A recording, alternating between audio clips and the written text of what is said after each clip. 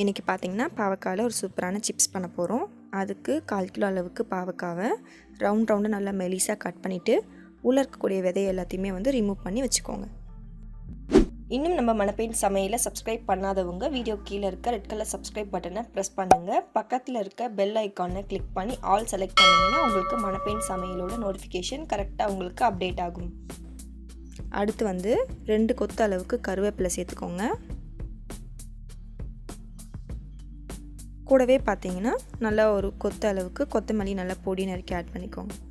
இப்போது 2 ஸ்பூன் அளவுக்கு அரிசி மாவு சேர்த்துக்கலாம். அப்புறம் பார்த்திங்கன்னா 25 கிராம் அளவுக்கு தயிர் சேர்த்துக்கலாம். அடுத்து பார்த்திங்கன்னா லெமன் ஜூஸ் அப்படி இல்லைன்னா வினிகர் ஒரு அரை மூடி அளவுக்கு சேர்த்துக்கோங்க. இது சேர்த்தா மட்டும்தான் பாவக்காய் கசக்காமல் இருக்கும். அப்புறம் ஒரு ஸ்பூன் அளவுக்கு கரம் மசாலா சேர்த்துக்கோங்க. ஒரு அரை ஸ்பூன் அளவுக்கு தனியாத்தூள், 1 ஸ்பூன் அளவுக்கு ரெட் சில்லி பவுடர், 1 ஸ்பூன் அளவுக்கு சிக்கன் 65 பவுடர், அடுத்து 1 ஸ்பூன் அளவுக்கு கார்ன்ஃப்ளவர் சேர்த்துக்கோங்க. இப்போ முக்கியமாக பார்த்தீங்கன்னா கடலை மாவு சேர்க்க போகிறோம். அது ஒரு 5 ஸ்பூன் அளவுக்கு சேர்த்துக்கோங்க. 5 ஸ்பூன் அளவுக்கு கடலை மாவு போட்டிங்கன்னா உங்களுக்கு கசப்பு இல்லாமல் இருக்கும். அப்படியே உங்களுக்கு கசக்குச்சுன்னா கண்டிப்பாக நீங்கள் இன்னும் கூட கடலை மாவு சேர்த்துக்கலாம். தேவையான அளவு உப்பு சேர்த்துட்டு பாவக்காவோடு நல்லா மிக்ஸ் பண்ணிவிடுங்க. தண்ணி எதுவும் ஊற்ற தேவையில்லை, அப்படியே மிக்ஸ் பண்ணாலே உங்களுக்கு கரெக்டாக மிக்ஸ் ஆகிடும். பாவக்காயில் இருக்கக்கூடிய தண்ணியே பார்த்திங்கன்னா கரெக்டாக உங்களுக்கு இருக்கும். நல்லா மிக்ஸ் பண்ணியாச்சு. ஒரு 10 நிமிஷம் உரட்டும்.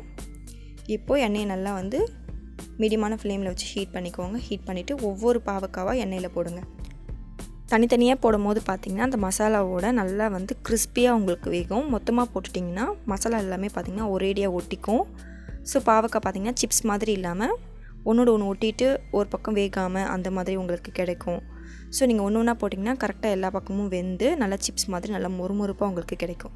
நல்லா ப்ரௌன் ஆகட்டும், ரொம்ப தீச்சிடாதீங்க. அதுக்குன்ட்டு கரெக்டாக சீரான ப்ரௌன் வந்த பிறகு எண்ணெயிலேருந்து வெளியில் எடுத்துருங்க. இப்போ பார்த்திங்கன்னா நமக்கு ஒரு டேஸ்டியான பாவக்காய் சிப்ஸ் நமக்கு ரெடி ஆகிடுச்சு. இதை நீங்கள் வெறுமனே சாப்பிட்லாம். அப்படி நீங்கள் சைடிஷாக சாப்பிடணும்னு நினச்சா தயிர் சாதத்துக்கு ரொம்ப சூப்பராக இருக்கும். அதே மாதிரி சாம்பார் சாதம் எதுக்கு வேணாலும் நீங்கள் வச்சு சாப்பிட்லாம். கண்டிப்பாக வீட்டில் ட்ரை பண்ணி பார்த்துட்டு எனக்கு எப்படி இருந்துச்சுன்னு கமெண்ட்டில் சொல்லுங்கள். ரொம்ப ரொம்ப ஹெல்த்தியான ரெசிபி, கண்டிப்பாக மிஸ் பண்ணாதீங்க. வீட்டில் ட்ரை பண்ணி பாருங்கள் ஃப்ரெண்ட்ஸ். Bye friends.